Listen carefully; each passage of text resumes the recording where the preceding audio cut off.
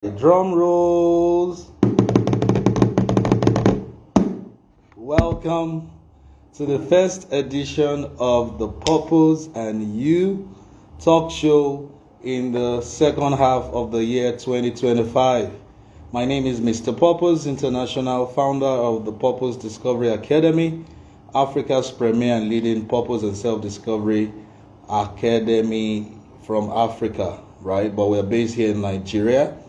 And tonight I am extremely excited because of the topic that we are going to be looking at with a very special guest, a very amazing woman, an astute architect. I'm not yet supposed to read out her profile. The topic is how I found purpose. So if you're joining us for the first time, this is the Purpose and You talk show, and I'll be your host. My job tonight is just to ask very interesting, insightful, and at times vulnerable questions so that you, our viewers, can learn from the stories of our guests. So how I found purpose is what we are looking at. So wherever you're joining us from tonight, please kindly put that in the comment section. I would like you to also quickly inform your friends, your family members, and even your foes that the Purpose and You talk show is on, and we are back and better. And tonight we're talking about how I found purpose. Quickly share this live video link on your status, on your links, on your bio, on your page, so that other people can learn. You know, there's a saying that if you light another person's candle, you will not lose your own light. The room just gets brighter. It's also better to strike a match rather than cause in darkness. There's a lot of darkness in the world today because a lot of human beings have not yet found out the very reason why they were born. They've not found out their why. They don't know why they're on the earth. And we have over 8.2 billion human beings on the earth, just going about every day, going through the motions of life. A lot of people are living just for bread and butter issues, so their energies are scattered and not yet focused on what should have been their focus from an early age. And you know, like I usually say, when you find God's focus for your life, and you focus on that focus, soon, when He finds you faithful to that focus, He would now make you the focus of men. That's when you become like a city set upon a hill that cannot be hidden. I'm just waiting for more people to come up live, and then I'll do a short word of exhortation or like a charge or reason why you should find your purpose early if you've not yet found out the very reason why God put you on this earth. Tonight is loaded. You're going to learn a lot. We're going to crack the codes, and it will be such an insightful time and a very wonderful conversation awaits us tonight. I think I should just quickly jump into 3 reasons why you should find your purpose now.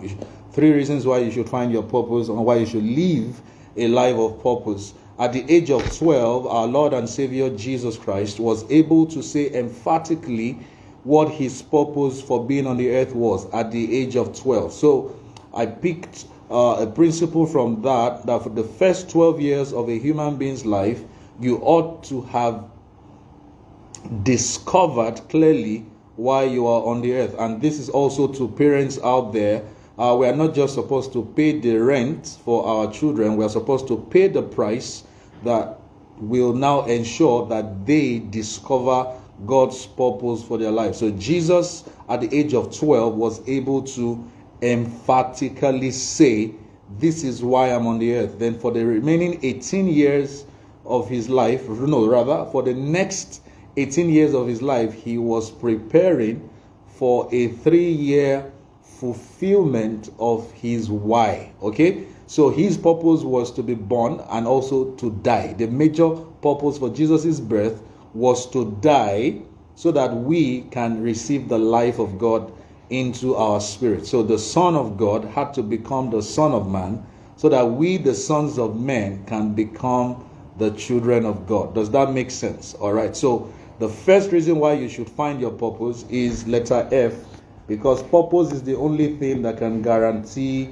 fulfillment. Fulfillment. You can write that down. Somebody can also help me write that in the comment section. You will see throughout the lifetime of Jesus, especially during the 3.5 years of his ministry, he had a laser focus. There was a story where he met a woman at the well, the Samaritan woman. He was hungry before he met her. His disciples had even gone to look for food for him. But guess what? Immediately he saw an individual that he was meant to impact. His energy level rose. He was tired. He was famished. But immediately he saw that this is a woman that needs the purpose while I'm on the earth. Energy always, purpose gives birth to energy. All right, and this energy is supernatural. So Jesus ministered to her by the well, and all things became well for her. And his disciples came back and said, "Did somebody give him food?" And he said this, said, "My food is to do the will of my Father." So purpose is the food for your soul. It's the only food that can make you connect to the blessing called fulfillment. Fulfillment does not come from a job. Fulfillment does not come from marrying the most gorgeous woman on earth. Fulfillment does not come from marrying the most handsome man on your continent. That woman at the well had married 4 different men. She was living with the 5th husband, yet there was still a thirst in her soul that could only be quenched when she met Jesus, one, and then Jesus pointed her in the direction of what her life's work should be. So purpose is the only thing, the only force, the only discovery that God has put the source of our fulfillment. So if you want to find fulfillment on earth, it's not in changing your job. It's not in, even if you're a Nigerian here, you understand what I want to say. It's not by jackpying to another country. That's becoming an immigrant, or becoming, becoming a pilgrim.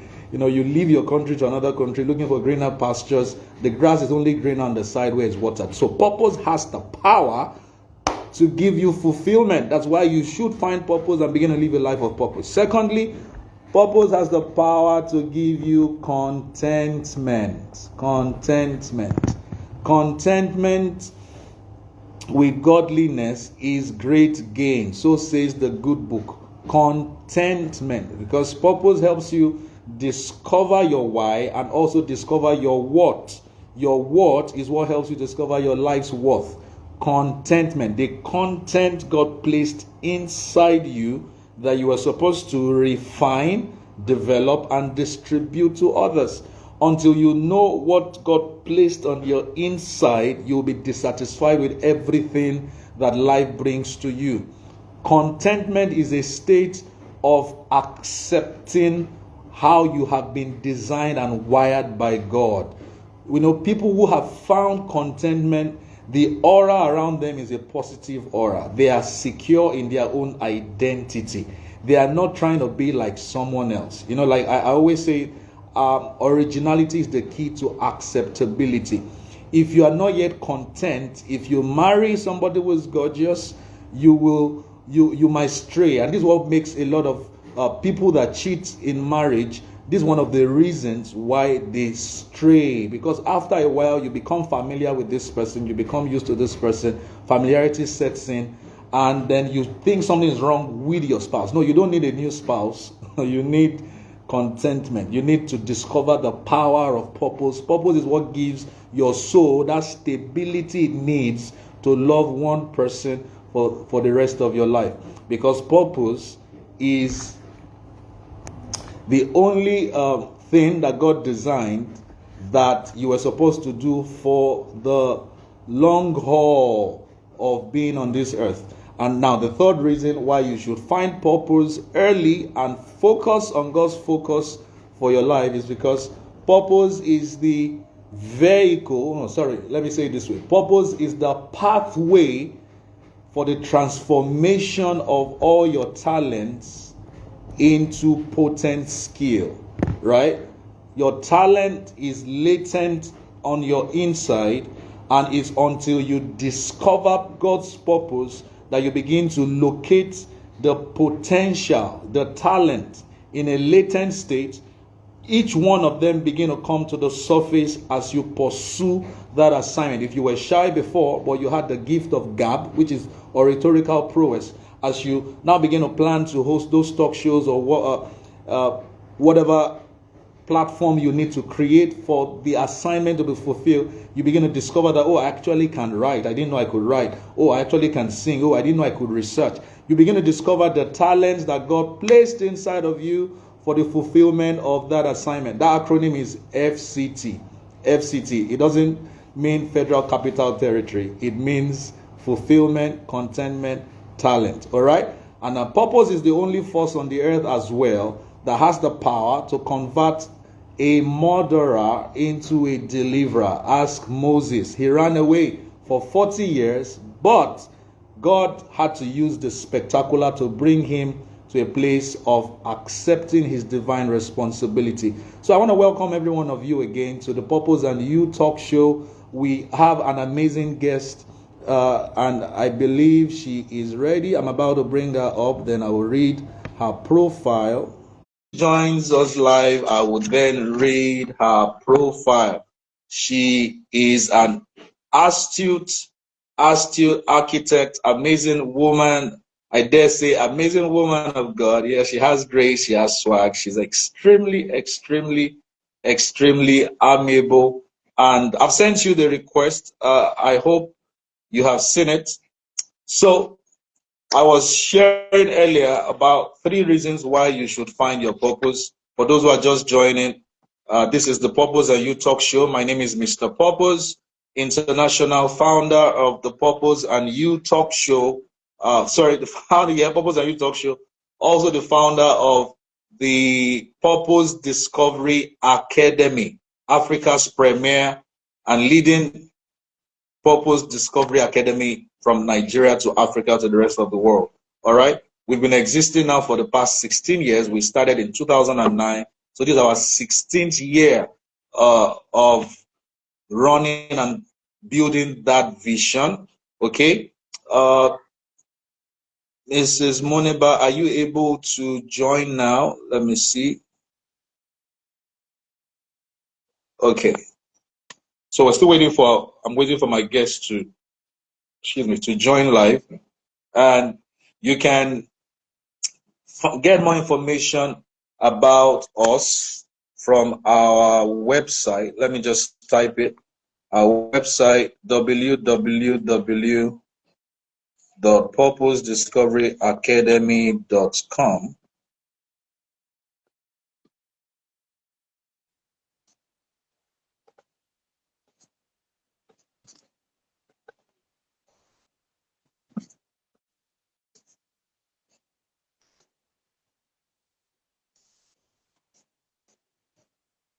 All right, I'm accepting your request now.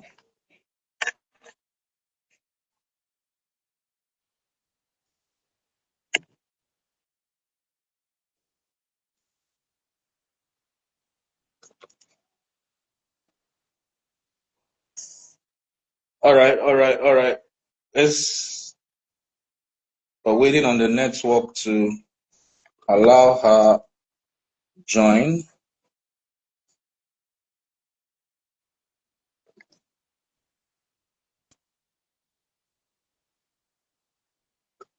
So it's the Purpose and You talk show. Purpose is designed to give you the capacity to find fulfillment. It's actually the only thing that when you pour yourself into purpose, one of the benefits is fulfillment. Go live, is fulfillment. We speak to the network to walk in Jesus' name. Yeah. I've accepted your request. This is my 3rd time of doing that. Please, can you type if you can hear me in the comment section? Just type yes, we can hear you. I want to be sure that everybody can hear me, that my audio is good. And please, if you can hear me in the comment section, can you type yes, I can hear you in the comment section? This is the Purpose and You talk show. My name is Mr. Purpose, and I'm very excited about. Okay, thank you. Tune, yes. Okay, all right. So, you know what? Let me try and invite you through your personal handle. All right. Okay. Juliet Pearl Couture. Thank you for joining Jack underscore 116. Thank you for joining Pure underscore bio 26. Miss Ruchi. Yes, we can. Okay. Okay. Okay. Okay. Okay. Okay. Okay. I'm so excited about tonight's conversation. Instagram has its unique ways of behavior, but we will conquer this obstacle tonight. We conquer, we conquer, we conquer. We are more than conquerors. We conquer for a living. Can you go out of the live and come back?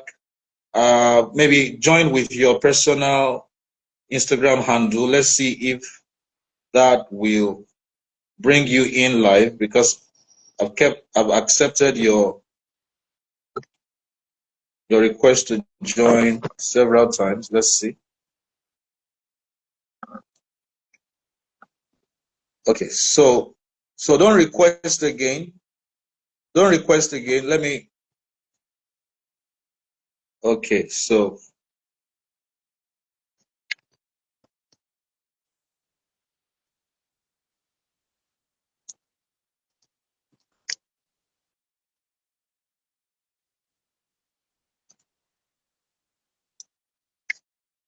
somebody touched me. Somebody touched me. Somebody touched my soul. And it worked. Finally. When I was praying. Wow, so good to see you. You Good know, to see you. So now I have to tell my followers they have to join from my personal page because they okay. might have been joining from Project Bethesda. So, Okay, but most of them are already here. I've seen most of them okay. already. All right. So yeah. So welcome on board. You look absolutely gorgeous and you look contemporary. You still got the swag, and I'm sure God is bragging on you that that's my girl. I created that girl. Absolutely. Absolutely. All right, welcome, welcome, welcome. So let me quickly jump into reading your profile for those who might just be seeing you for the first time or whenever they watch this video, so that they will know how deep you are. In fact, you know what? I forgot to do this, but I must do this now. Drum rolls for you for being on the Purpose and You talk show. You are our very first guest for this second half of 2025. And Yay. like I was saying behind the scene, that um, I love the energy, I love the promptness, I love the decisiveness. When I told you about it, you jumped on it immediately. There was no shakara. There was no, oh, let me get back to you. Oh, my PA will get back to you. I was like, oh, I've been trying to bring it different women, because I really like to hear women's stories, and so much drama, but you didn't give us any issues, no drama. God bless you, man. God bless your heart.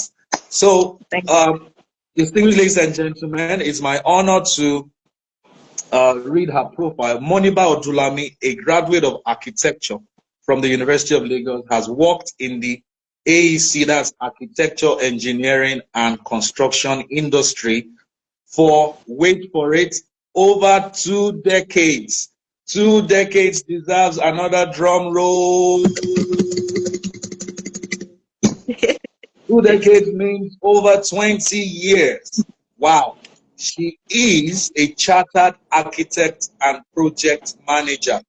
She has handled and delivered several projects in that time frame, from the private sector to the public sector. So it's possible that some of the buildings that you have used in public or private places was designed and built by this amazing woman right here, and you may never can tell. All right. She is also the vice chair of the Nigerian Institute of Architects, Lagos chapter, a role she passionately holds in order to give back and build the architecture community.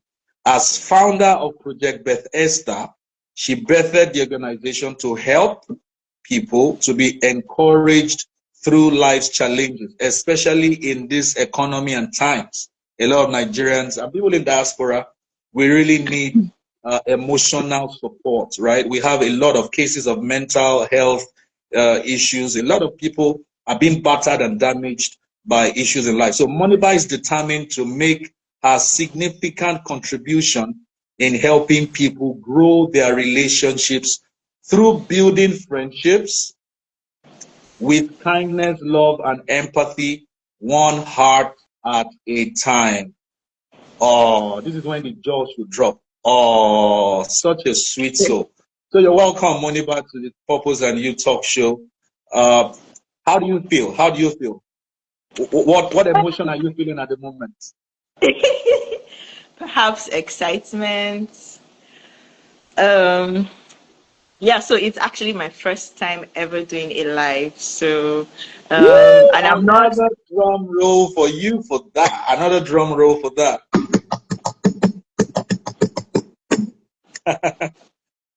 All right, you're welcome. So you were saying, I won't interrupt you again, I promise. Yeah, so it's my first time doing a live, but also first time trying to talk about Project Bethesda properly. So I sincerely hope that I'm able to reach people, like I say every time, one heart at a time. At a time. Definitely you will. You were born for this, and it's more like when you step into that zone that God created you for and created your soul, your spirit, everything just aligns and grace, boom, is released. So let's get right into the conversation because of time. So tell us, who is Moniba Odunlami? Who is this amazing woman right here in front of our screen? Okay, Moniba is a very, very delicate yet interesting person. Um, I'm an architect, first of all, and typically that comes with um, a lot of expectations because as an architect, you're expected to know everything, you're expected to be in charge of everything. So, um, I have, when I think about architecture, it's all I know and it's all I have known. Weirdly enough, a short story that I typically tell about my journey becoming an architect. I was actually in school to study medicine at first. And people never Oh, know this. It's a very, it's a very interesting story that I tell when I talk to younger people.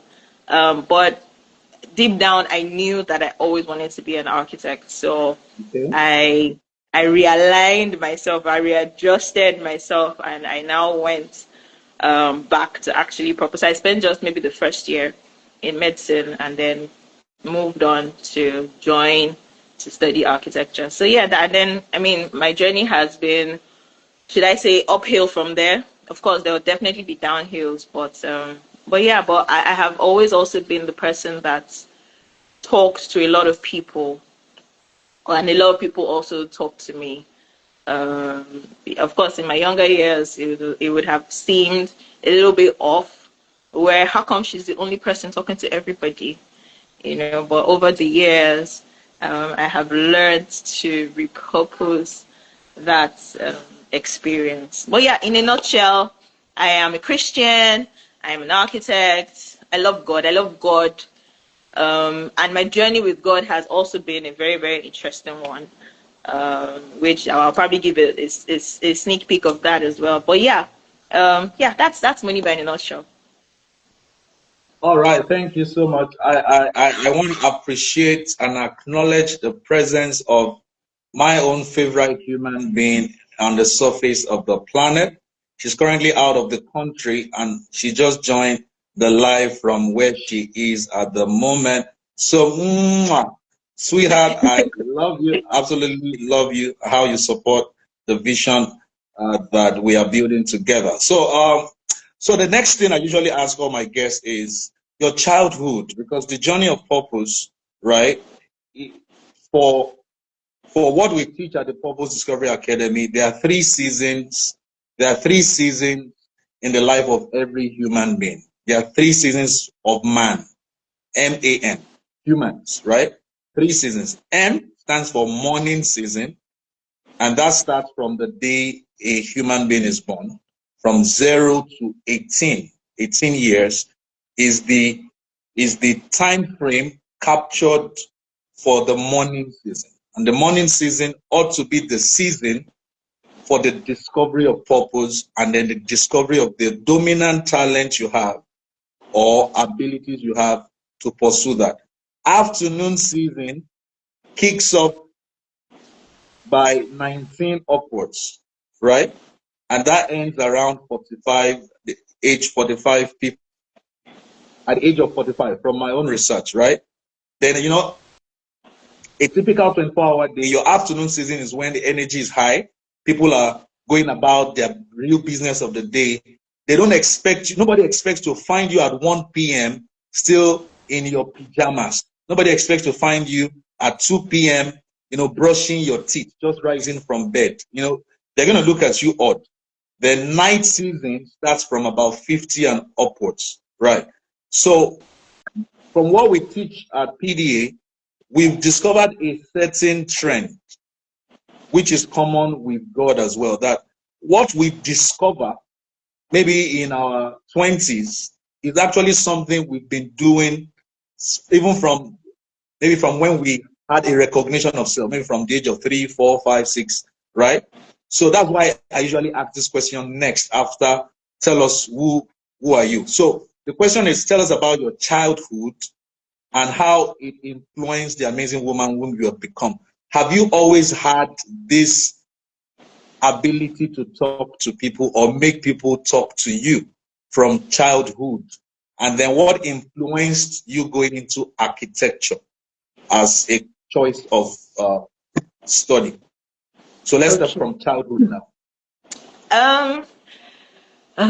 Okay, so my childhood was actually quite interesting. I say interesting because I was last born, first of all, and in a family of 4, so there are 2 boys and 2 girls. However, the gap between me and the next person is 8 years. And the gap between me and the next person is 12 years. And the gap between me and the firstborn is 15 years. So I was the last born by absolute far. So growing up, I didn't really have anyone my age, as it were, in my house to play with. So I typically ended up playing by myself, or when I go to school where I have my mates.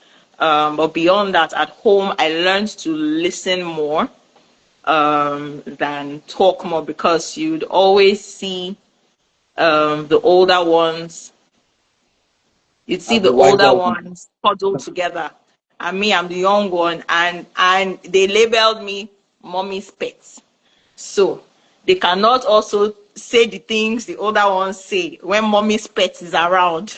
Otherwise, mommy will hear the I get that.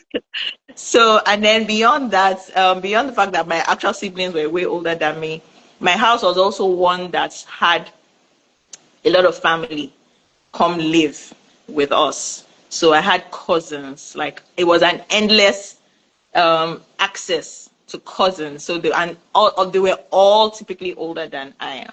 So that as well made it seem like I could get away with not doing chores as well, because the older ones were always available to do the chores. So I was last born. So the only thing I did my best to focus on was I focused on school and I focused on church.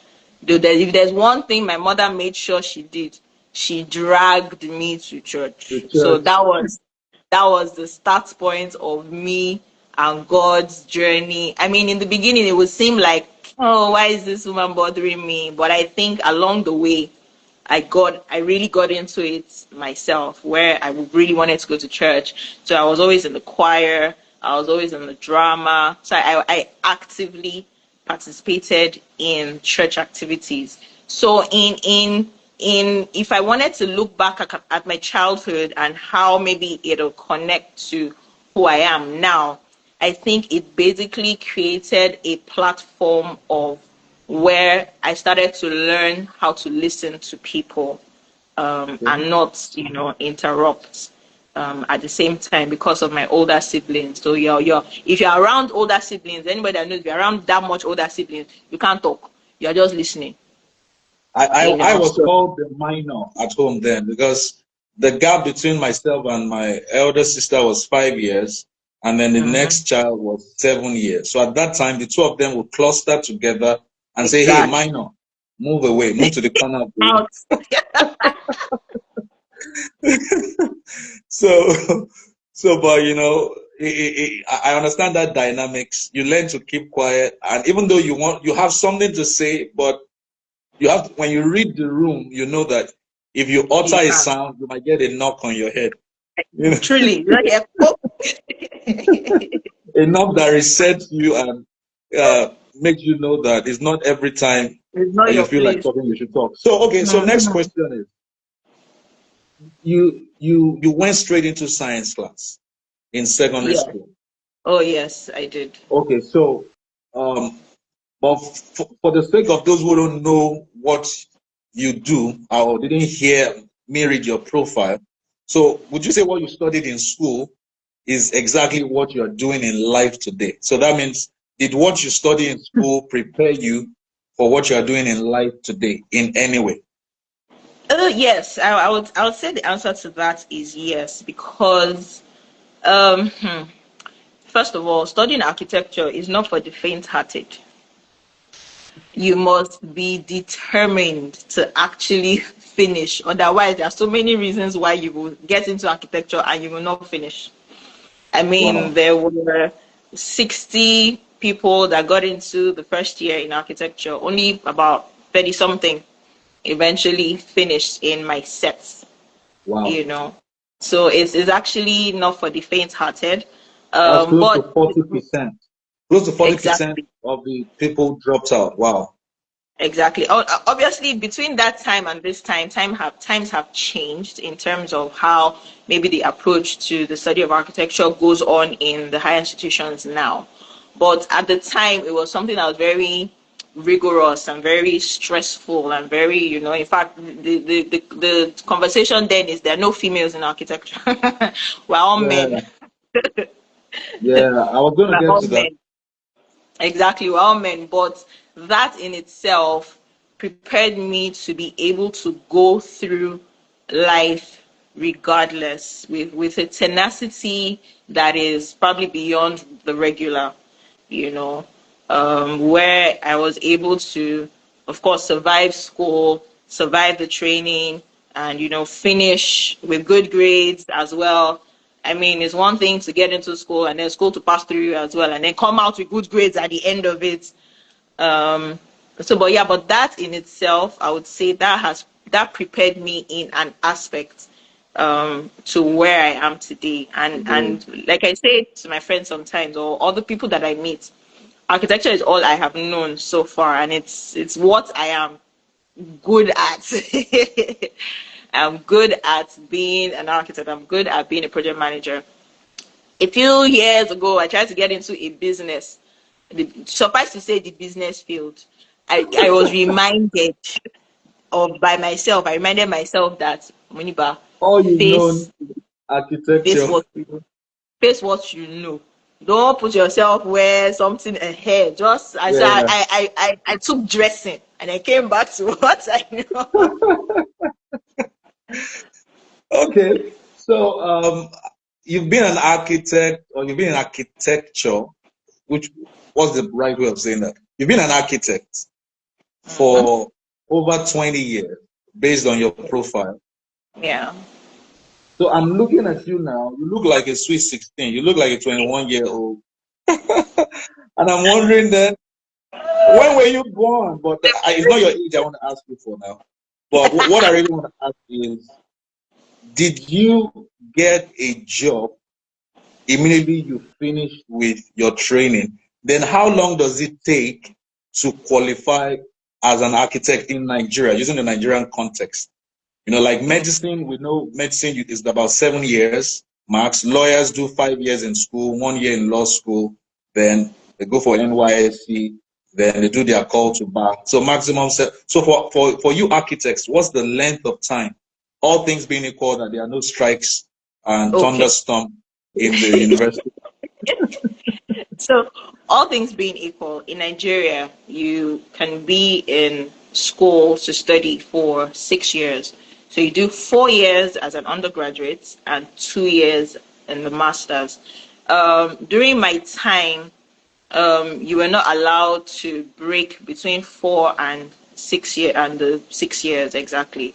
You would have to finish the undergraduate and immediately enroll Go to straight continue with. into, okay. But I believe either perhaps the set after mine, you could now leave. So if you got to 4 years and you graduated and you felt, maybe this architecture is not for me, or do you know what, I want to chase something else, you can actually leave. Yeah, and then you can go on to do other things. But if you want to practice as an architect, then yes, you must go back and finish your master's degree for minimum of 2 years.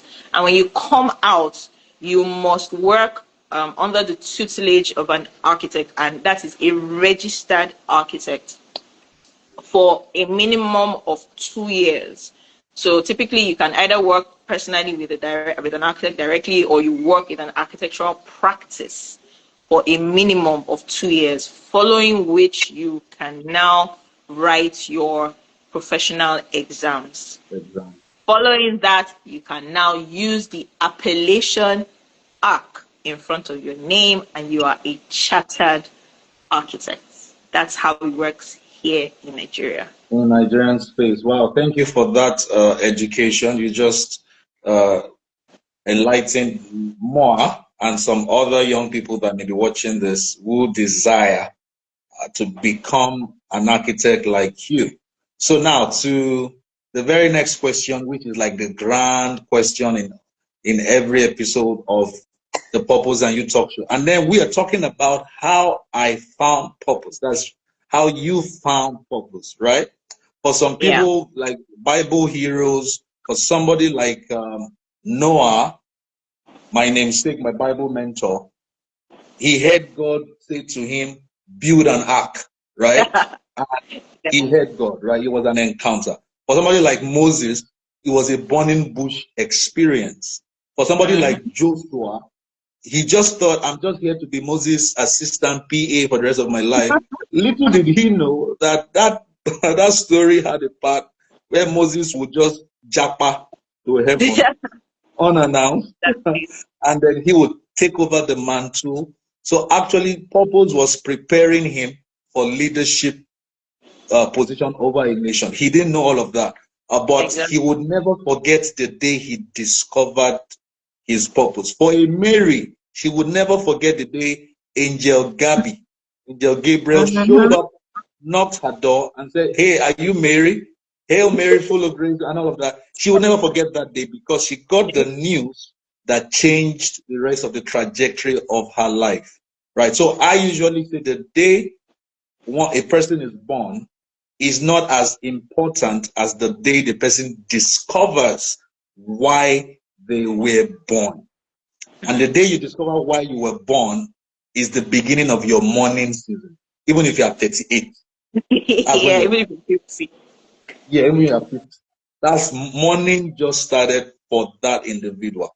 And whoever is watching this and feels like, oh my God, I'm 65, I'm way long gone, there's hope for you because I stumbled on a fact recently. A man discovered his purpose at the age of 83, Whoa. and he still went on to build his talent, which he had always had, but he never knew. And guess what it was? It was to run in the marathon. So he was the oldest man to ever run a marathon at the age of 100. He did a Wow. marathon at the age of 100 and completed it. And then he died a fulfilled man. So Wow. there's hope for anyone watching this who think, oh, I've wasted a chunk of my life. As long as you are still on the earth breathing, there's hope for a tree as long as it receives water. So this is water coming from us to you. So, Moniba, tell us, how did you discover your purpose, and when was that discovery done?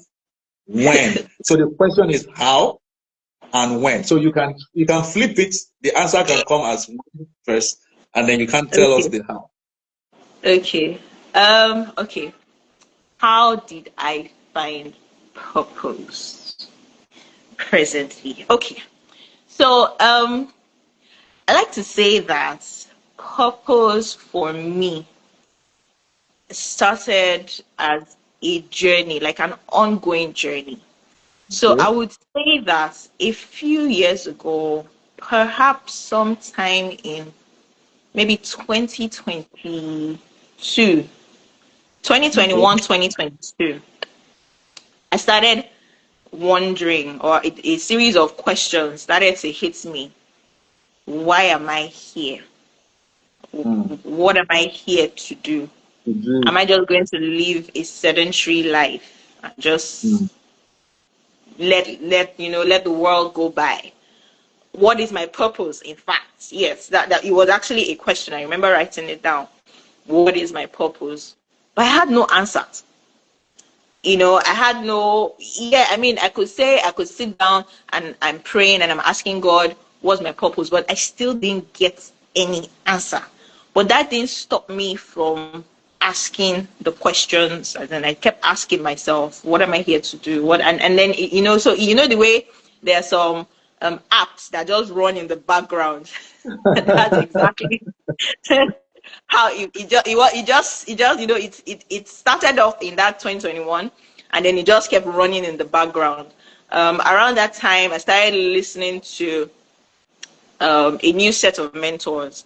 um, um, they do counseling, so but I was Okay. listening to their videos, and their the information they put out. I was listening to it because I wanted to grow myself. I wanted to feed myself. I wanted to um, move from where I was unhappy in the situation that I found myself. So I started looking for information, and I started to search for information.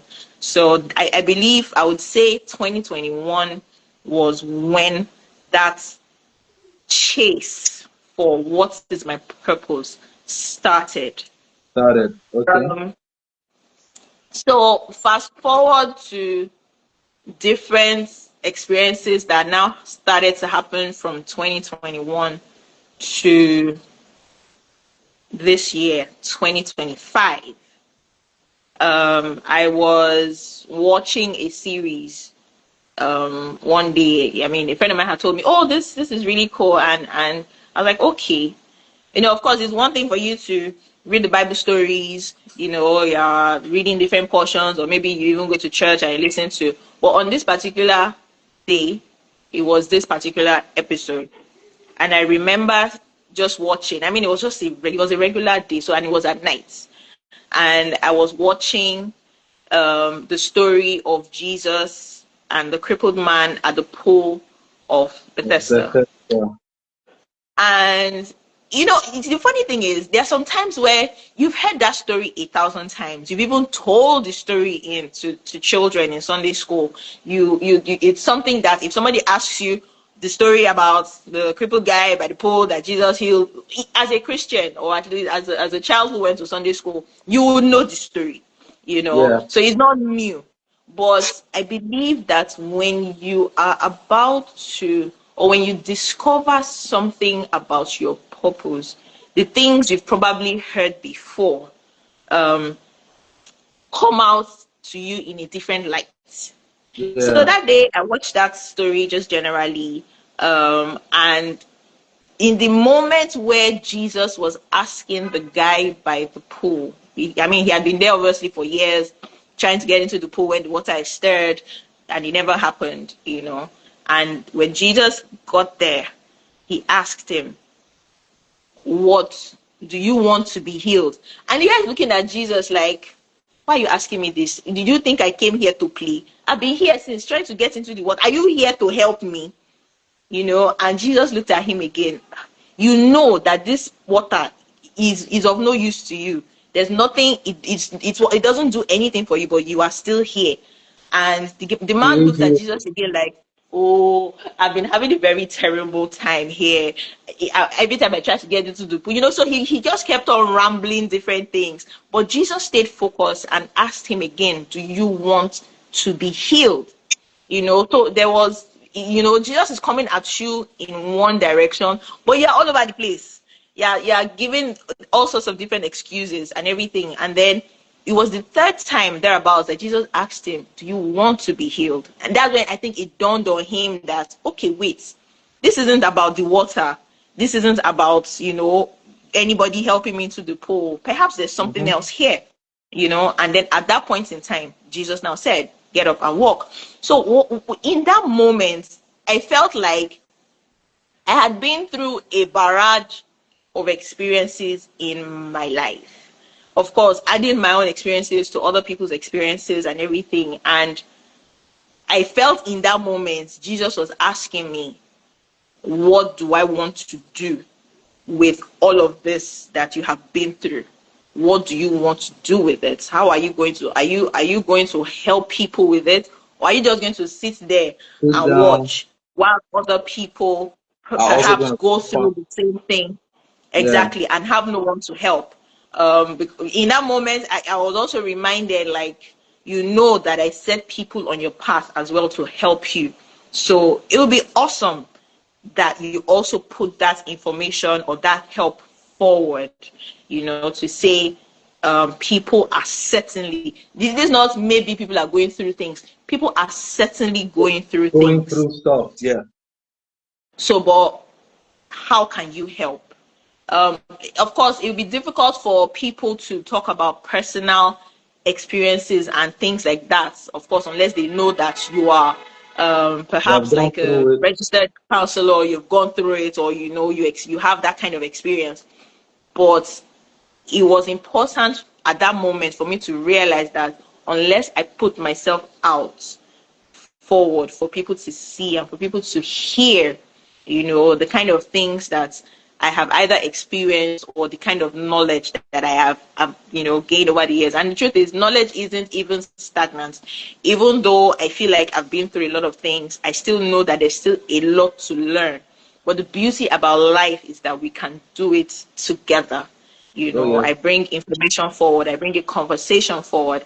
And for some weird reason, if I said something and somebody saw it somewhere and they can talk to their partners, oh, I heard this today, and a conversation, I mean, I don't need to be there, you know, but the main thing for me is that I have been able to somehow, whether knowingly or unknowingly, influence some sort of conversation somewhere. You know, I'm just going to a ripple effect of obedience is now like a chain reaction. You know, Project Beth Esther. Okay, let me not jump ahead of myself. But as you were talking, it's like I began to have a rema of what Project Beth Esther is as you were talking. So let me keep my rema to myself. You share it later. I will share it later with you. So a lot of people don't know even what the definition of purpose is. And that's my own life's assignment. So I like to simplify it as much as possible. So if you're watching this video now, you can take notes at this point. Purpose is simply one, God's original intention for creating you, the way you are, everything about you, the color of your eyes, the complexion you have, the texture of your voice, just like Moniba here has a very delicious voice. You know, listening to you, you have a voice that makes it very appealing to the ears to listen to you, honestly. And that's not flattery. So God had to equip you with that because he already knew that somewhere along your journey, you would discover, you will hap into a revelation knowledge of why you are here that is beyond just architecture. So the architecture in God's mind of your entire being, your frame, was that you were created to bring solution, relief, encouragement to people, and you will do that through talking. So you needed to have this texture of voice. All right. And True. also this very comely look, very attractive, appealing. Because imagine nobody is ugly in Jesus' name, but imagine sitting Amen. before your counselor and the person looks like I won't mention anybody's name, but the person looks like some creatures in the Scary. jungle. Yeah. You'll be like, God, why are you terrorizing me? If the person tells you that God loves you and the person looks at you and say, I don't believe it. I cannot believe. So let me stay with the subject. So purpose is not what you do for a living. Purpose is what you are living to do for the living. Right, I'm going to say that again. Purpose is not what we do for a living. Purpose is what we are living to do for the living. So a lot of us start out first, get a job, we're earning a living, we're earning a living. Then somewhere along the line, we have a disconnect. Fulfillment is not there. You're making a good salary, but your soul is kind of disconnected. It's just more of your intellectually making a contribution, value exchange just from everything you have learned in your head. But God created us as spirit and soul. Your spirit has a soul, and those two live in a body. So that's one of the things Jesus meant when he said, what shall it profit a man to gain the whole world? Some people thought he was talking about going to hell. That's not what he meant. He was saying, how do you run after every other thing and then you lost the real value of your soul? You never really, you never even discover what I put in your soul to able to now release it for other people to see. That's a Yeah. loss. That's a great loss. That's why Dr. Miles Monroe of blessed memory That's a- always challenged people to deny the grave of their riches. He always said the richest place on the earth is not the oil wells in Dubai, is not the diamond wells in Liberia, and all these other places, but the wealthiest place. Guess where it is? Guess. It's Well, the you have. cemetery. He said it's the It's cemetery. all Yes, that there were people who died with books never written, songs never sung, wow. ministries never birthed, True. banks never Money's never built, made. ideas never pursued, inventions. Imagine if Thomas Edison never invented the bulb, the electric Yeah. bulb. And you see, The he world probably be attempted in it. darkness. He attempted it 10,000 times before he now got the right formula. But you see, that tenacity, Yeah. persistence, that resilience to Uh-huh. stay at this thing until I crack it, until the entire world is blessed by it. It can Um, only happen when your soul is unlocked to the yes. When treasures you within. believe So the in what grave you is have. full of potential. The grave is full of potential. And when I began to have all this revelation too, I knew that this is my assignment. I just knew. I said, I just knew. Nobody had, I knew that, oh my God. The reason why God is making me have a floodgate of all this information at a very early age, I was 16 when I started hearing this kind of deep concept, 16 years old. Mm-hmm. And I was like, Wow. Lord, what was all this about? What was all this about? So I was a teenager, but I disliked teenagers. I disconnected from them. My Wow. closest friends were 10 years older. Oh, So mm, looking back now, I now saw that God was preparing me for my assignment. yeah, But I by agree. and my let me call it my catchment area is to help teenagers find purpose early. Adults are included, but that's like an area of major focus. In university, we always had a course that is like course of concentration. Like this Yes. is 3 points, 3 unit course. But when you It, have a 6 unit course, yeah, oh, you had 6 unit course. You had a 6 unit. You I, had 6 unit yes, as in an architect. architecture, yes, your studio. Oh, okay, 6 units. okay, Don't try it. Don't try uh, yourself. yeah. So he said that many years ago, and I kept thinking about it. Deny the grain of the riches. So what is inside of me? Because I felt I came from what you would call an average family. We were not considered the rich and all of that until I fully grasped this concept of there is a treasure inside of me and inside of each individual that the world needs. The Yeah. world needs you. So now I'm talking to anybody watching this. The world needs the seed inside of you. So be brave enough to deny the grave of the riches that is trapped within you.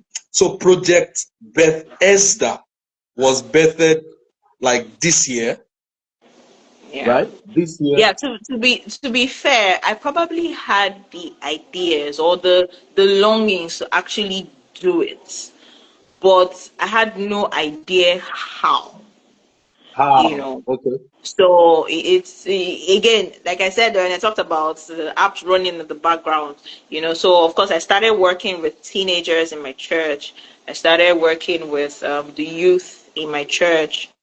But it felt like, yes, I'm just starting, but I still didn't know how I was going to like How? really get into it, So I guess it took time, and then until that quote and unquote, as I said, until that eureka moment Eureka where I moment. finally realized that okay, this is it. People are oftentimes um, we we we are unaware that our emotions drive every other thing that we do.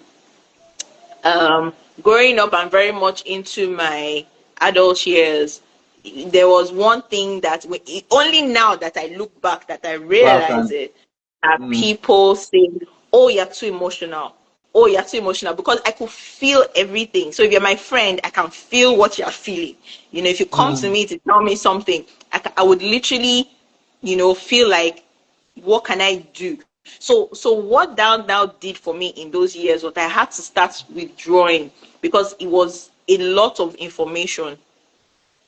It was a lot of, it was almost too much mm. emotions. So I had to reduce the number of my closest friends, but Friends. of course I would still talk to a lot of people. Wow. So I see. I see. The adults who were saying that to you were adults who were ignorant of your design. Because God designed you Mhm. that way because of what He has signed you for. Right? So Exactly. let me just ask this question. This question is a very hot question in my heart. Right?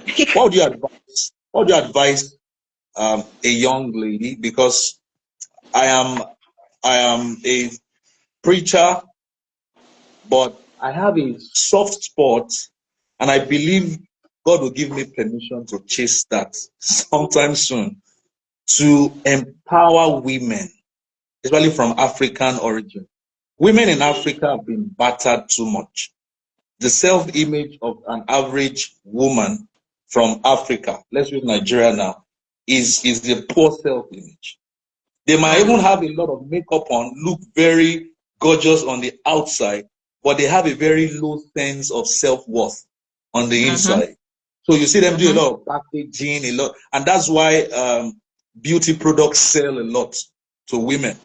No, I'm not dissing women here, but a lot of Mhm. women want to use all those external things to complement the void they are feeling on Yes. the inside, and bam. So now architecture or yeah, architecture seems to be like a male dominated industry, you Mhm. know. So what would you advise an attractive and productive lady, maybe in architecture or maybe engineering or maybe in just a field that has quite a number of men, higher number of men to women, ratio of maybe 70 to 30, 80 to 20.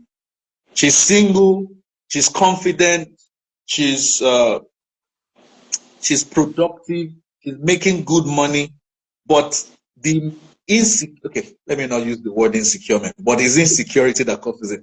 But the insecure men in those environments see her as overconfident or proud, or I use the word here, competitive.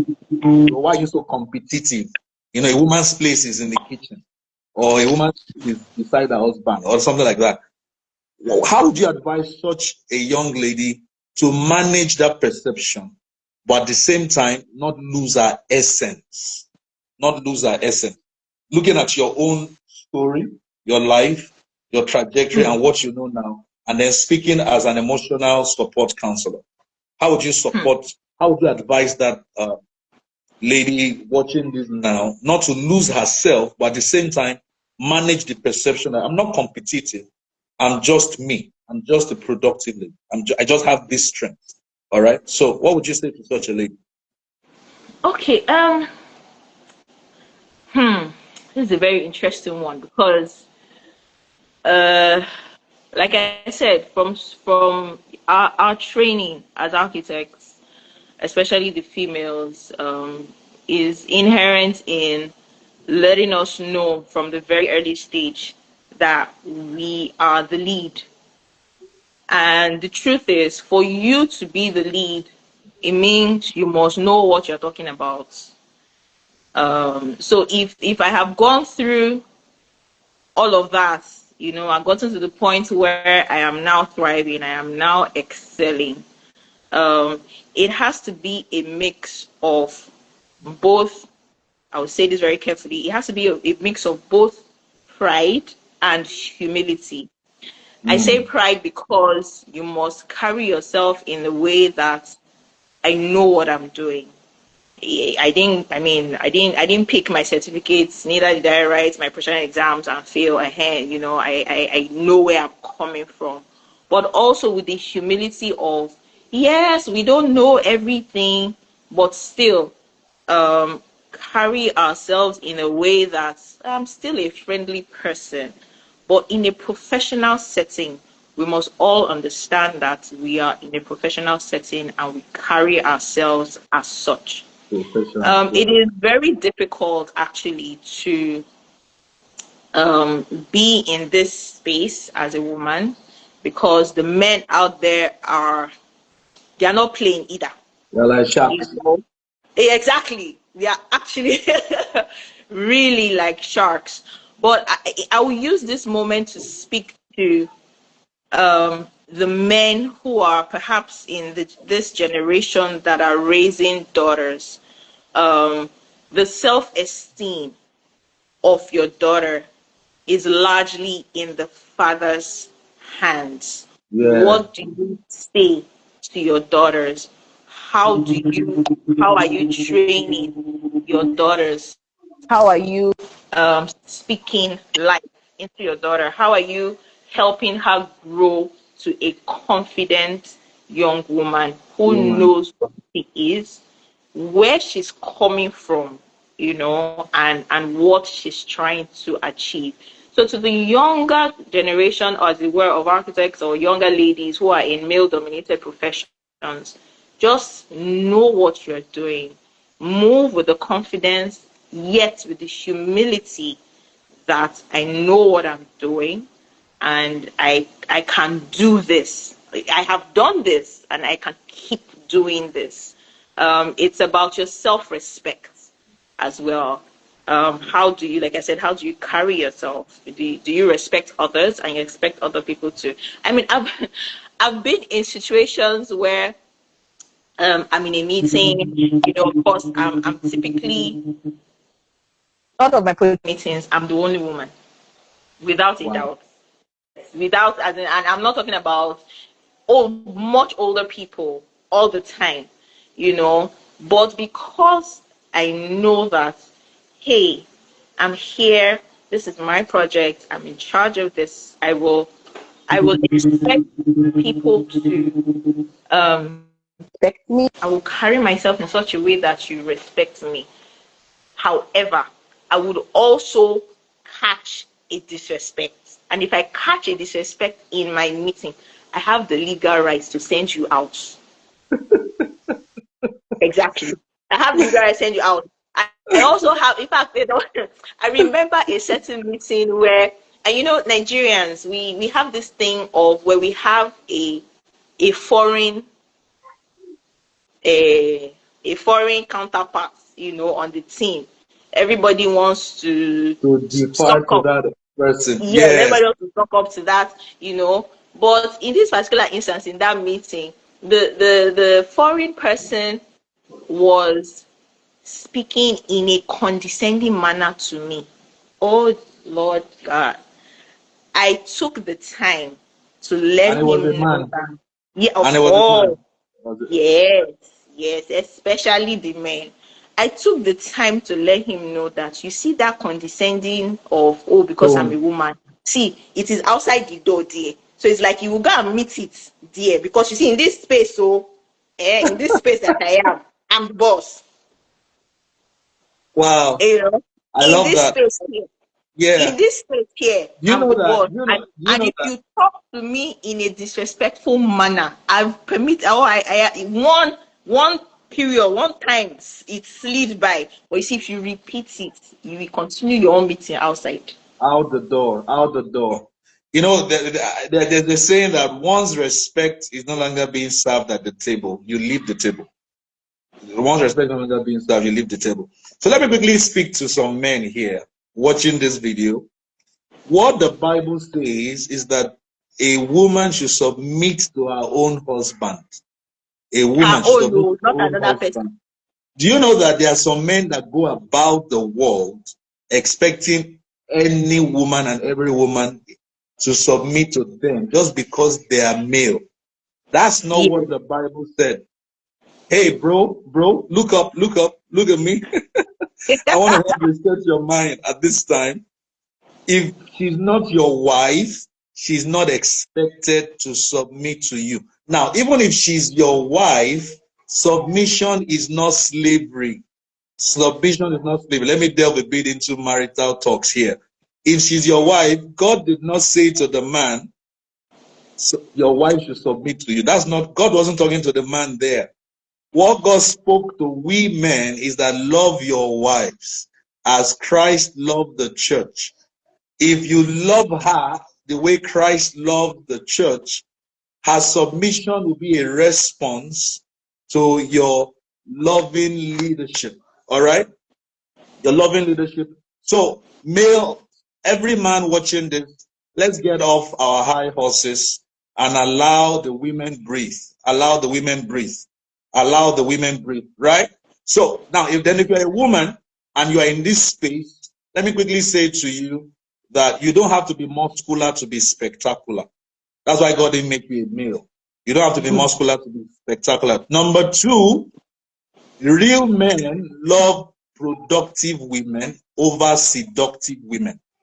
Real men, I'm going to say that again. Real men love the energy, the contribution, the resourcefulness of a productive woman over a seductive woman.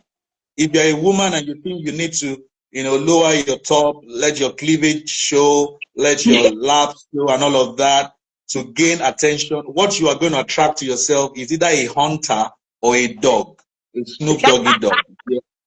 You're going to get a hunter who's going to hunt you down because hunters go after game, after meat, and you are showing flesh. So they're going to come after the flesh, right? But if you're a productive woman and your standards are high, you will attract a gardener, you will attract a groom, you will attract a visionary leader, somebody who has a good head on his shoulders, who will not see you as a competition, but he will see you as a complementary collaborator, as a partner, right? I just have to delve into that because you're an emotional support counselor, because women have been so battered with this wrong. Women are not inferior to men. I dare even say, which is the truth, the female man is an improvement on the male man. So you guys are 10 times smarter than us, 10 times finer than us, 10 times emotionally more intelligent than the male, equipped with unusual strength to make life easier for the man that they marry. That's one. And also for the sphere of influence that they are contributing to, using their purpose. Look at how Jesus did it. He empowered one woman, put fire on her, healed her emotionally, and then he didn't have to enter Samaria. She went into Samaria, started fulfilling her Exactly. purpose, and brought the entire city to him.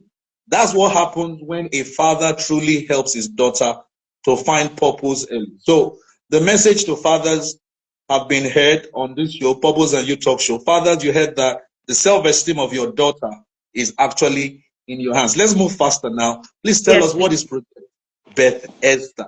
What is Project Beth Esther? As we begin to wind down the clock. Yeah, so it's a platform where I believe I hopefully found my voice. I also, along the line, I've always known that I've done courses in voiceovers. I really wanted to maybe even start voice acting, and in fact, all the time I've been on and off on radio programs as well. And the feedback I always get is your voice, your voice, your voice. What's wrong with your voice? you know, What were they saying no, about that your voice? it's always I like your voice. I loved your Oh, voice. okay. Oh my God, I heard Okay. your voice. I knew it was you. I enjoyed your voice. I've had that for a long time, and it feels like I finally found a platform to put that out there. Okay. Like you say, when I talk, I am hopeful that people listen and can connect, to me. So Project Bethesda for me was a platform, or is a platform, where I am opening the doors to be able to listen more to people. As that whole emotional journey that's growing up, everybody's like, oh, you're too emotional. I have now come to learn that I am actually an empath, you know, where I'm an empath, where I love to listen to people. I am emotionally in tune to people. But and then I always find out that, oh, I'm very compassionate when I hear your story. I really want to just, can we figure this out together? How can I help you? And some people really just want someone to listen. So Project Bethesda is a platform that I truly believe that God will use to touch people and even bring relief, and that encouragement. Some people carry heavy hearts over Heavy different, burden. Yeah. yes, over different situations. And I truly believe that Project Bethesda is a platform that would help and allow people. I mean, sometimes when you hear other people's experiences, it makes you feel like I'm not alone. That in itself is something that is very helpful. One of the other things that I'm also learning that Project Bethesda would do for me is in growing up, learning about that, being able to navigate different emotions. Very early on, one of my challenges was boundaries. I mean, I can only understand it now because I am looking back. Back. But you Yeah. see, as an empath or as an emotional person at the time, I had no boundaries, or little to no boundaries, which would obviously cause quite a lot of lashback with either friendships or relationships or people. But understanding how to navigate emotions is something I now sat down and took the time to understand. You know what? You must learn boundaries. Project Bethesda is basically a platform for me to say, hey, we can all learn together. We can all learn together. We are all going through things. It is not easy. Life is lifing everybody. But if I can say a word to you that encourages you, hey, my mission is accomplished. So you're simply a woman who is out there to encourage people with heavy hearts, emotional tanks that are full and about to burst, and need an outlet for somebody who has empathy. Because it's not everybody that you can share your burdens with. You share your Exactly. burdens with some people who have zero or minus emotional intelligence, and they're like, is that is that the reason not to do a good job? Something must be wrong with you. Exactly. Or they just look at So you like, whoa, I beg, you're I too mean, pack emotional. one Is side. that a problem? Please. But you see, to that person, it is important. So Definitely. you cannot overlook it simply because either you don't understand it or you yourself, you can't feel it. Doesn't You mean can't it relate doesn't with it. exist for that person. Powerful. Wow. All right. We have a few more questions and we'll let you go. What do you think makes women feel abused emotionally now this in a romantic relationship setting, you know, so serious relationships now, not talking about this puppy love amongst teenagers, talking about serious stuff. Today on the radio, it was more like God made me hear that show for this because I knew I was going to ask this question. So I heard that in some marriages, um, some people don't say sorry. They like, I don't know what the problem is, but they can't just say sorry. And some of these people that don't say sorry, it was a man, a husband sent in, like, he doesn't know what he has to do to make his wife say sorry for anything she does, that she never sees her actions as wrong. But Mm, more, I found that as odd because the people that have that tendency more is the male, right? mm. The typical African male to Yeah, say I very am proud. sorry to his wife is as if he would prefer to somebody cut my head off You than know, I. they say sometimes I'd rather chew glass than say sorry. They're like that. I'd rather chew cloth than say sorry. So, in a nutshell, what are the things that you categorize as emotional abuse, right? So let me list some. The common one is verbally abusing someone. That one, Mm-hmm. most people would know that. But there are other forms of emotional abuse that Mm-hmm. people are not even aware of, and they are in that relationship and they are being abused for a long time until their self-esteem completely disappears. And Mm-hmm. then you now find that such individuals in those relationships, male or female, but most times the women, they are now begging for love. They are literally begging they are begging their Lord and Savior to love them because he has succeeded in making her self-worth so slim, even thinner than the steak that we buy on the road called suya in Lagos. So please, can you speak to Mm-hmm. that? Okay. In fact, you have literally touched on, when they say you have maybe four pillars of of a conversation, you've touched on one of it for me, and that is a major cornerstone of Project Bethesda: emotional trauma in relationships. People oftentimes underestimate the effects of emotional trauma in a relationship. I mean, in most marriages, they will ask you, is he beating you? You say no. Does he pay school fees? You say yes. So what's the problem? What are you complaining about? But you see, that is a major pain point.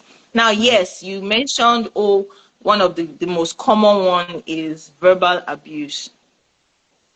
I will tell you one that is also just as damaging: the silent treatment. The silent treatment. In a lot of marriages, you find one or either party doing the "I won't talk to you" for 2 weeks, for 3 weeks. Everybody's just, you know, walking on eggshells around each other. Excel. You can't have a conversation. That is so damaging to one's self confidence, your self esteem. Um, I happen to have been in a past relationship where that was a norm, you know.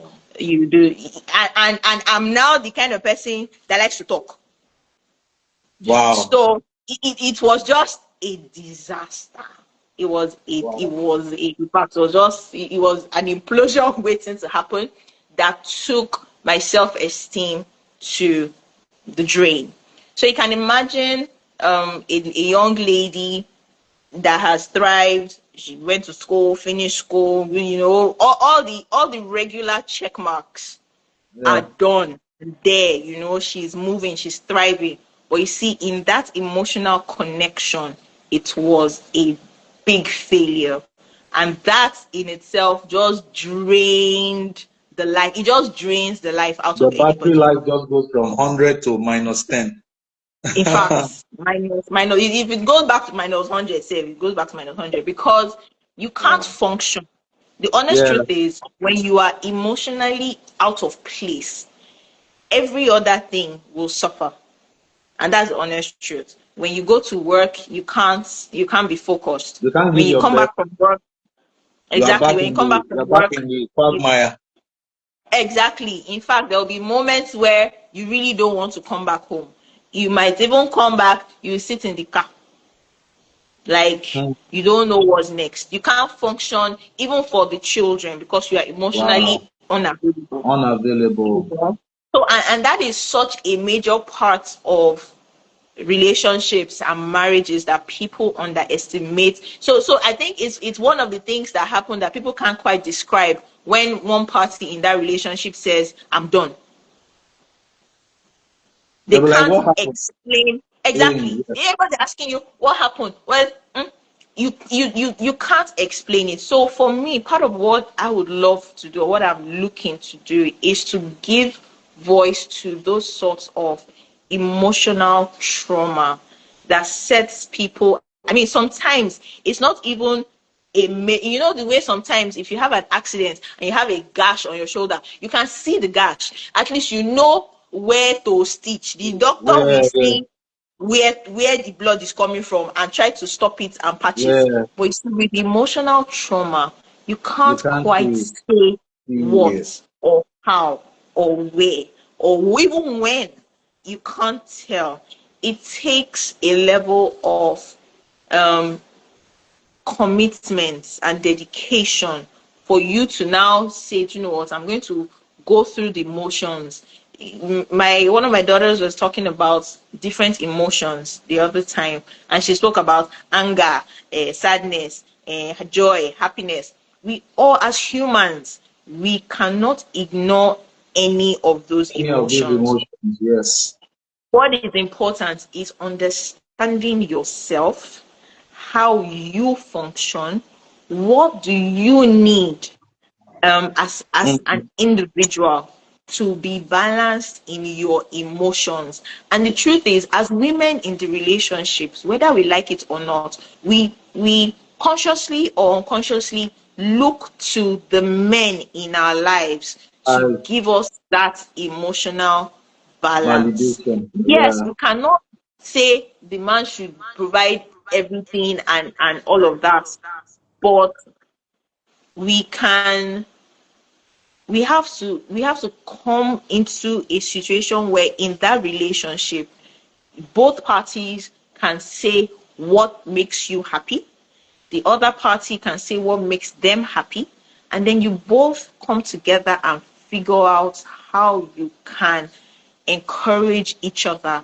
on that journey of happiness.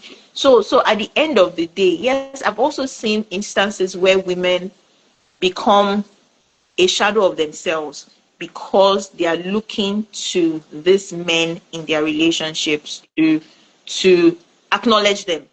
Yeah. And you see, that is also an important part of relationships. The reasons you are both together is you both need to acknowledge each other's So, lives. You are yes. there to be a witness to I your see you. I partner's. get you. I feel you. I acknowledge your need, and I'm willing Exactly. to meet the need. I'm even willing to adjust and bend Exactly. to Exactly. be comfortable. And the truth You know, is, you don't even need to um understand it, or you don't need to be like, because it's not important to you, you can overlook it, but it is important to your partner. So, and if it is important to your partner, then you should make the, like you say, the adjustment to let it be seen by that partner that because it's important to you, I will do it, or I will encourage it, I will be there for you, you know. So in this life journey where we have marriages and relationships, that emotional center is very, very, very important. There's something I have also, so and on another supporting pillar of what Project Bethesda is about. It is encouraging emotional connection Mm. between partners in relationships, in marriages. Emotional connection. Emotional connection isn't automatic. It isn't automatic. It is something that has to be deliberately, intentionally developed and grown. And it cannot be one person trying to do it. It has to be both Both parties that. always working to deliberately grow that emotional connection. Every other thing will offshoot and spring if you are well rested and balanced in your emotions. I truly believe that every other part of your life will function properly because you will have the focus and the state of mind to actually, be the best that you can. Wow. You know what? We are going to definitely bring you back on the Purpose and You talk show because I just looked at the time. I'm like, we've done Yes. 90 minutes, a Oh, full 30 minutes, 45 minutes. That's a full football game where those footballers they would yes, have sir. earned 35,000 pounds Victor Osimhen. I don't know the club is going to go to this summer. Awesome. So I will ask you two more questions and let you go. But before I ask the question, this subject of purpose is very vast, is very, it requires structured learning and intentional learning. Uh, Most every great person on the earth today, if you check their story, you will see that all of the greatness we see started or was sparked off at the discovery of their purpose, whether they are Christian or not, right? Every human being has a purpose. So, what we have done at the Purpose Discovery Academy is that we have put together a structured curriculum where no matter your age, you can now have access to this kingdom wisdom. Let me put it that way. A biblical is both scientific, statistical, and scriptural perspectives on how to discover purpose. And you don't need to come to us physically. We build a mobile app where you can just download the app and go through the Purpose Discovery Academy courses. So if you are an Android user, all you have to do is go to Google Play Store from around the 15th of this month and download the Purpose Discovery Academy mobile app. You talked about emotional awareness, emotional wellness. There's a course in there called Discovering You. In that course, I did justice to the subject of the three core parts of you. You are spirit, you have a soul, and in the human soul, there's a compartment called emotions. In that compartment, emotions there stand for energy in motion. Energy in motion. So if the energy in motion in a person for a season is anger, everything that person is doing will be driven by Yeah, anger yeah. throughout that period. Some people is resentment. They have not overcome that resentment. Oh, So you will see them, they snap, they are quick tempered. People will call them, that woman a no nonsense woman. No go near her, no go near her. Pardon my speaking English for those who don't speak. But it's just something in her emotions that she has not been able to deal with.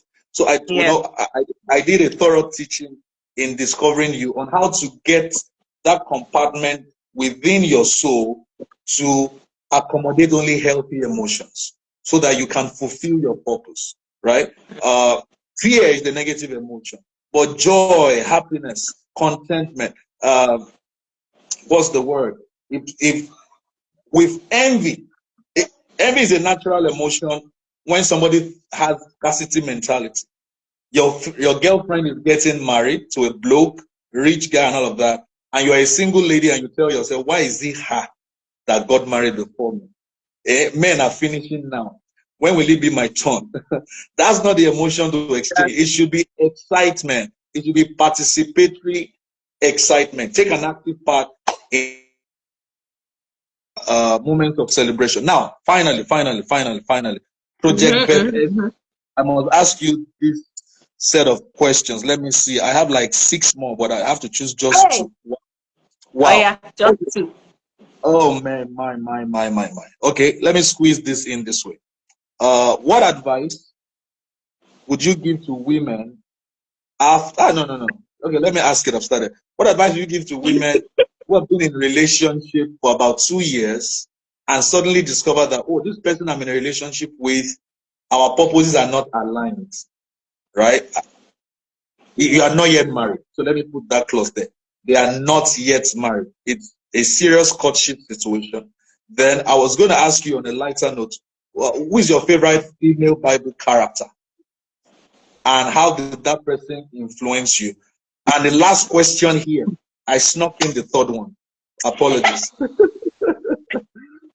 What would you advise the 16-year-old version of Moniba?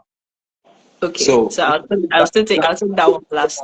The yeah. first the first question, sorry, remind me again. You're in a relationship with a man, Oh, 2 years and you are not yet married. into it, Don't discovered worry. that your purpose is not aligned with theirs. So, do you talk about it? Do you walk away, or do you just flow with the flow? Okay, so I'll be very honest in that regard, and my answer may be even a little bit brutal. Um, it means you spend time with this person, you have seen that okay, its purpose not aligning means values are probably not similar. I want to believe the lady should have taken her time to observe and seen that before she got to the point where she decided it looks like we are not aligned in purpose in this relationship. Hello, ma, please pack your bag and go. It's not hard. Life is not that difficult. The honest truth is, if you truly are patient in God, you will Yeah. find He will bring the person to you that your purpose aligns. I agree. Mm. The problem is that as women, we are always in a hurry. Let me not Mm. lie. I fell into the category of people who in relationships always in a rush. Always in a rush. Don't rush. Don't Mm. rush. Take your time. Ask God for true direction. And if truly, perhaps you may have even, in fact, there'll be instances where you have even had a conversation with this partner to say, oh, this is where I'm looking at, this is where I'm looking at. And if truly, after you have those conversations and if you are not aligned, please don't force, I'll speak a little bit in English, don't by force it. Just accept that there are certain Mm. friendships as well that come for a season. So Again. perhaps that season has ended. You pick the lessons you have learned. It may have helped you know, oh, who am I now, or who, Mm. but just take those lessons to your heart and just move. God will Yeah. truly, if you trust Him more, trust God, and that's the only condition. You must trust God That's completely God. for Him to bring the person that your purpose truly aligns with Mm. that person. Wow. It Thank you is for very that answer. critical. Thank you for that answer. I wish I'd asked you this question maybe a bit earlier. I see that you still have more to say. You still have more. I know, but we'll wrap it up. The second question was what now? Who was your favorite Bible character, or who is your Who favorite is? favorite female Bible character, and how did the person influence your life? Ah, it's a controversial answer, but I will say it nonetheless. Because when I Uh, first thought about that question, or when I first heard when you said it, I didn't realize you said female. okay. Actually, I tweaked it as we're about to come on live. I said, okay, no, Eh? let me make. But no problem. I will still answer it. So my favorite female character, right? Yeah. Hey, okay, I'm about to blow up some of my friends' ears right now when they hear this thing. My favorite female character in the Bible, without skipping a heartbeat, or one of, let me put it that way, one of One of, my okay. favorite characters, yes, is actually Delilah. Now let me explain. I'm sure it's very Drum weird. roll. Here, wait, hold on. My drum is still here. My drum is still here. Drum. So in 1 minute, I will explain why Delilah We was can one of extend my the time. In fact, we can extend by an extra 10 minutes. We have to just explain. it's actually quite shocking. Now, from what I've studied about Delilah, Yeah. right? She had something in a place of rest. Mm. Mm. That is something every woman needs to To learn. be able to do. Yeah. How do you create an environment where your man is at rest And put with his head you, on your laps. where Cara. he's not Mm. afraid to I almost tell spoke in you his now. deepest, darkest secrets?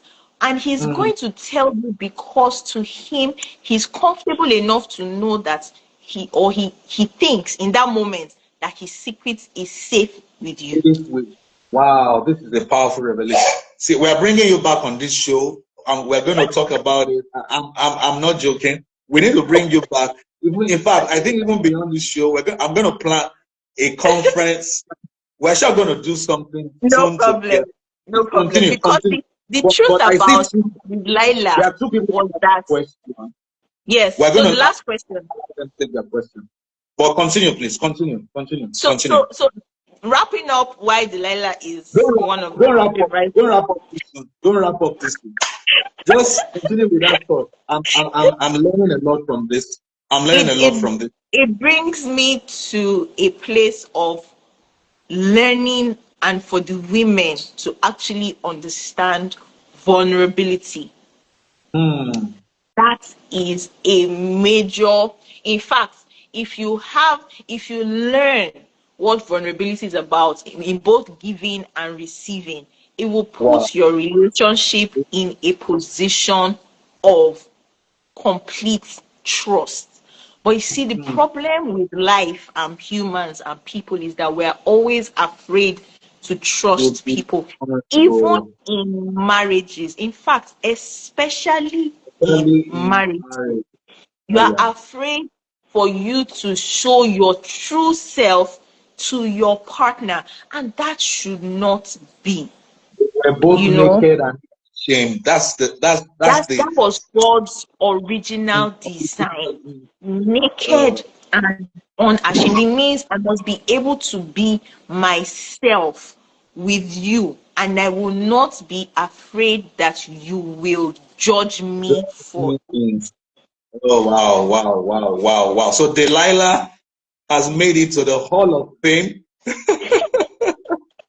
in Project. I didn't see that. You know, when you started by saying this is shock, I was like, okay, let me scan, let me scan. Who could that be? Who could that be? It obviously is a controversial biblical character, and exactly. we're going to come back to that another day. But there's so much deep truth in what you just said. You know, the professor of marriage, Solomon Jessup, said that it is better to live in the wilderness than to be married to a woman whose the continuous dripping of the woman is like similar to those rain when it rains and it doesn't stop. It's not heavy, it's not dripping lightly, it's just in between, and then it ceases to stop. You can't go for your Mm. appointment. You want Mm. you are not like you want to enter the ring, then it starts again on that tempo. Some women have not been able to culture their emotions so that their tongues can be tamed. Some women drip, drip, drip, drip, drip, drip, drip, drip. And Delilah was not like that. Samson fought his parents to go collapse his destiny on her lap. So there's something very simple which wives now need to learn. Go to Delilah's Delilah's school. Go Honestly.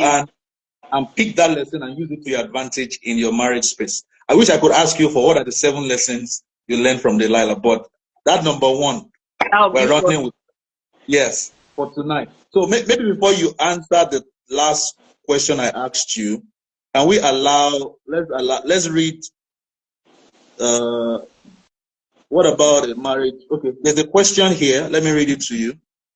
What Okay. about marriage of 10 years and more? Then later both realize they are not meant for each other after giving birth to 5 children and they are regretting they got married to each other. So what is the solution in that type of marriage? Who's asking this? Elizabeth Newton, 7520. Okay. Elizabeth Newton, I will ask you to send me a DM on this so that we can further talk about it beyond here.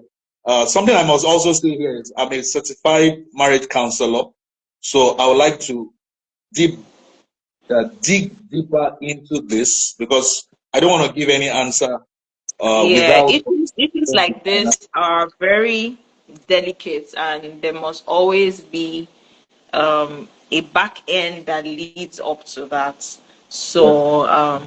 So it's important for you to seek appropriate help. So we'll take like he said, send this question offline directly either to Mr. Purpose or myself, and we begin that journey. Okay, so let's see, Jack underscore 116. You said you have a question. Have you typed it so that we quickly look at that before she now gives her final answer? Okay, Jack underscore 116. Please, you can type your question. Mhm. But in the absence of, I don't, if she's still online. Okay, but we can just carry on. If he comes back, Okay. yes. Otherwise, Yes, you can go ahead with your question. yes. It's I think she's typing it. She's typing it. okay. Okay, so While you're typing it, while she's typing that, you can just go ahead with your. my answer to my final question: what would I advise my 16-year-old self? Yes, please. Wow. Hmm. Okay, for me to answer that, I have to go back and say, where was I? What was I doing when I was 16? When I was 16, I was in my first year or second year in the university. Wow, you got in really early. Yes, I actually did. So if I were to go back to advise myself, I would simply say to myself to be a little more patient with the friendships I was making at the time. Um, when I think about that portion of my life, it's quite an interesting one because, so for example, I went to an all girls only secondary school, and then Okay. and I don't go anywhere, I don't do anything, I don't, I was either in church, in school, or at home. I don't visit friends. I don't. All of that was like, just hold on. It's not yet the right time. That's how I was, practically brought up. So by the time I got into uni at 16, I immediately opened all the doors, everything, all at once. Wow. I was like a kid in a candy store, exactly, in Wow. the uni, and a lot of friendships I probably glossed over, treated in a certain way because it felt like I didn't have the time to be properly friends with a lot of people. So it was more like I wanted to be friends with everybody, the whole Everybody. school. Yeah, And so your friend. I didn't now quite make if I mean I made a few close friendships, but I think I could have done better with Mm, it. I could have done better with it. I could have done better with it. And all I needed was to be a little bit more patient um in building the friendships instead of running around from yeah. So a little bit of patience, and that would also translate to um relationships, because I can almost say that my relationships back in uni was touch and go. I was too hyper. So it was a case of slowing down and being a little bit more patient with myself. So if I were to go back in time, that's what I would say to myself: be a little bit more patient, and yeah, With and a things will be little better. patience, little patience. That's the song of the great Majek Fashek.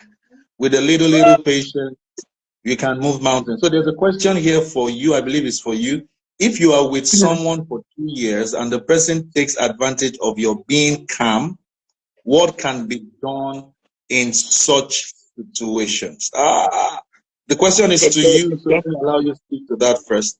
Takes advantage All of your right. being. Okay, I think she has written a bit more. There's a continuation. Okay, an institution where family take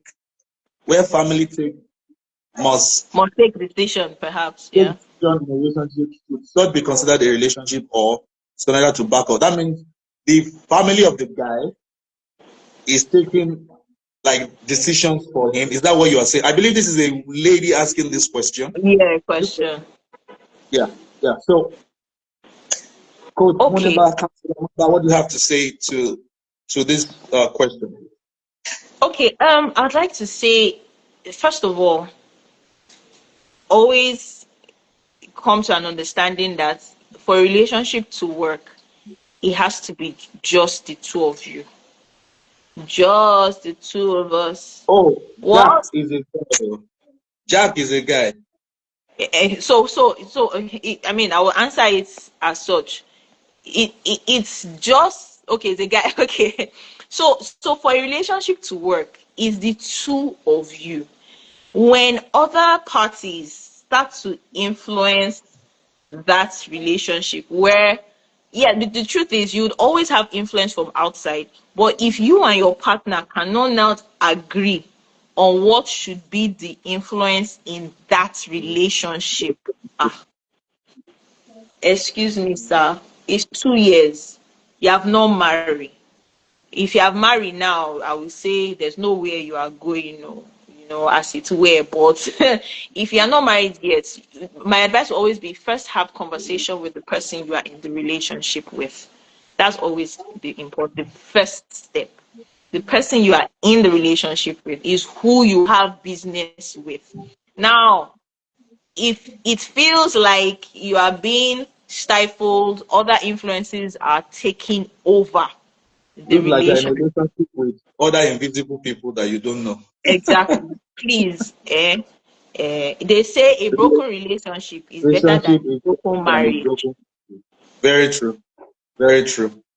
Very So true. please, I will revert to you are on a journey, right? If you think you found this person, but a little journey ways down that path, you think or you feel, that this isn't working, don't be afraid to turn Make it fun. back. Definitely. You Don't be know, afraid to turn back. When you, like I said in one of my videos, when you miss a turn on the maps, the map will not run away. It won't abandon you. You might now be on a longer journey, to get to where you're going.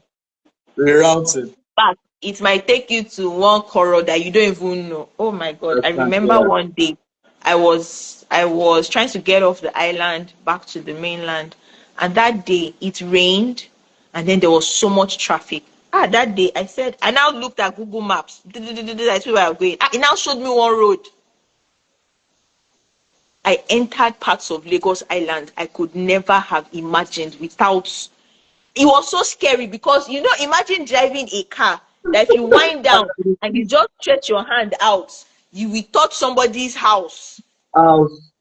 I've been in that situation once in my life in Lagos. That's the day I Jesus. respected the idea of Google Map. I Honestly, I had respect. to no, I had to respect because the corals that I that I passed that day. But you see, at the end of the day, it still brought me back to a familiar place, and then I continued on my journey. I've suffered though, I've suffered inside that coral, but I Yeah. came out Out and I still because you trusted the continued. map. Yeah. Exactly. I still continued to where I was going and I got to my destination. So don't be afraid. What happens to us a lot of times in relationships is we don't want to close one. We're afraid. It's fear. And that's the honest truth, it's fear. What if I leave It's this? When fear. will I have another? If I leave this, What's when going will to I have? happen to me? What am I Yes. going to do next? How am I going to? And trust me, I've been there as well. It is hard. It is very hard, especially when you feel you have invested a lot in that relationship. You've invested emotions, you've invested money, you've invested time, you have invested a lot. So you're wondering, am I going to be able to start this somewhere else? Well, in fact, you know what, I'm not interested again, and all of that drama Mm, can ensue. But here's my encouragement to you. Don't be afraid to shut that door and move on, and trust that God will bring someone to you who your values are similar. The influence is really the two of you. Yes, there will always be influence around your relationships, but the biggest influence must be number one, God, number God, two, the both of the you. agreements two of you made together, and like they say, little holes can sink a mighty ship. Don't overlook the advice she just gave you. If your relationship after 2 years, 2 years is 365 days times two, Mm. that's close to 1,000 days together, and you are seeing this pattern, like I say to people, date actions, marry reactions. Date the action, marry the reaction. The reaction is the unconscious state of the person. That's their strong belief system. That's their deepest values. So if they are actually listening to external voices and it's already affecting your relation, you're not even married, it's affecting the relationship from sailing smoothly into marriage. That Mm-hmm. is a red flag Red there. flag. Uh, Red flag. our emotional support counselor here, I also want to call her Coach Moniba. She just gave you a wisdom instruction. Don't be afraid to close the door gently. Don't slam the door. Don't Don't break the exactly. door. Don't slam it. Uh-huh. Don't break Yeah, bottles. don't Don't. break the door. No, no. Don't Mm-mm. do that. But just close the Very door dead. gently and follow your Google map. That is the Holy Spirit, a way out of there. And for those who heard I use the word coral, in case you're an American or you are from other parts of the world, coral in Nigeria means a very narrow bends in obscure places that could make you afraid because you've never passed those routes. All right, we must end right here. We've almost done 2 hours and it just feels like it's 20 minutes. Oh my God. I just had a feeling in my deepest Noah that this was going to be one of the best shows we've had on the Purpose and Youth Podcast because of how you and I just talk. We talk once in a while, but when we talk, I just feel like myself and this lady, there's something we connect on values. We connect on values. So it was just business that brought us together on the Yes. Drive platform. So as we round up tonight, before you go, how can people reach you? If somebody wants counseling, how can they reach you? What are the modus operandi? Is it free? Is it paid? Or do you have combined services? So what are the modus operandi and what are the channels of reaching you for a one-on-one session? Okay. They say that before I blow, you know. sorry, sorry to other people out there. Blow in Nigeria is a slang. That just means before I become maybe worldwide. Here. So Yeah, in my baby steps. go global. Go global. Mhm. In my baby steps at the moment, please feel free to reach out to me on either Project Bethesda on Instagram or Moniba Odunlami on Instagram as well. Send me a DM, and then we can decide on which platform you'd like to engage on. Perhaps maybe a phone call, or yeah. So it's at the moment everything would be virtual. So it's either a WhatsApp call or a Zoom call or a Google Meet call, But please, for me, the journey right now is just helping people move along. It's not about payments. I do know that monies will come at some point on the journey. One of the things that was very also interesting to me about Jesus's journey, while I watched that series, was that he didn't ask people for money, but money came to run the ministry.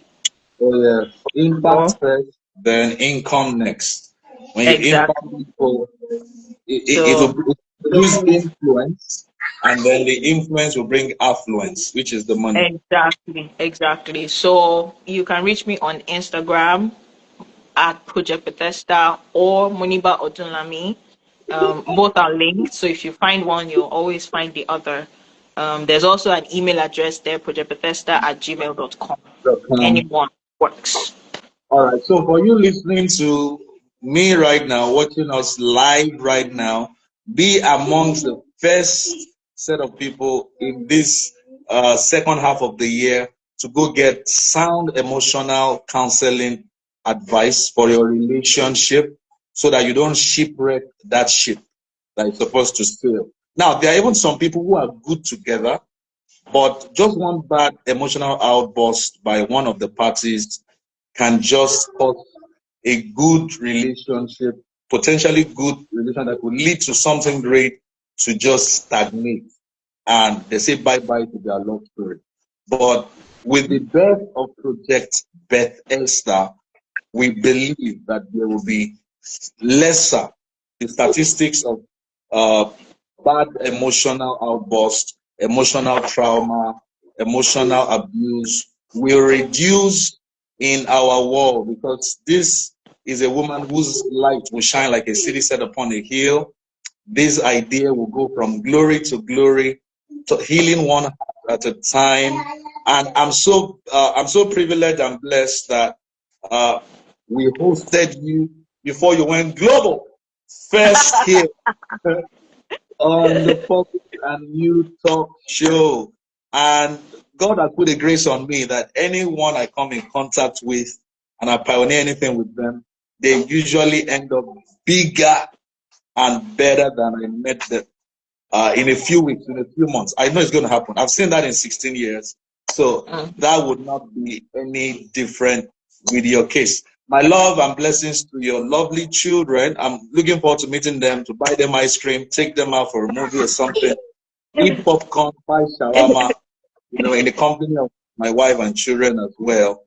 Awesome. Because children are actually in front of this camera now, calling me, Daddy, Daddy, come and read us our night story so we can go to bed. It's the same here. They're all lined up here looking at me like, Mommy, when are you done?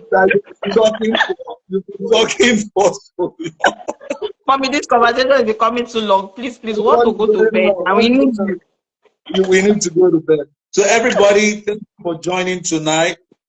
Thank you, We've learned a everybody. lot tonight. We've learned a lot tonight. And for me, Delilah, I'm going to come after you in the books, in the Bible. I'm going to go read her story again. I've never seen it Please. from that perspective. So thank you so Exactly. much. Thank you so much for sharing. You just removed my old school glasses, the judgmental glasses. Always look at her from Exactly, the because a lot of us adults, a lot of the from adults, judging. we have Yes, judged Delilah we tire. just Delilah. We apologize to you now. Uh, Thank you so much for doing this with us tonight. Thank you, The blessed everyone. mom. So everybody, we have to let Coach Moniba go as I round off the show for tonight. Apologies for my lightning. It's just how Nigeria is. I'm using a lot of artificial intelligence to keep where I am a bit leader. So this is Purpose and You Talk Show. We'll be back again at the end of the month, the last Thursday of July. My name remains Mr. Purpose International. I like to say to you, don't forget, all men eventually die, but some never truly lived. Don't be one of Mm, them. mm, Excuse as you proceed. God bless you, everybody. Good Word. night. Good night, everyone. Thank you.